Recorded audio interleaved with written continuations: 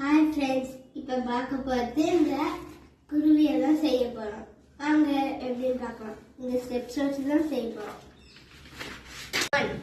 இப்போ இந்த ஷீட்டை இந்த டைமண்ட் ஷேப்பில் இருக்கிறத இப்படி மடிச்சுக்கணும். மடிச்சுக்கிட்டு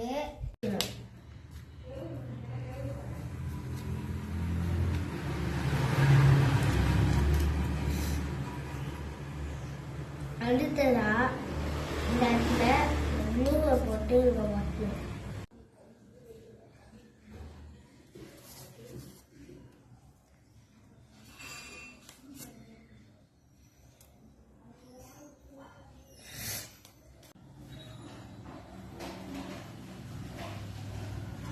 இப்போ நம்ம இதை ரெடி பண்ணிட்டோம்.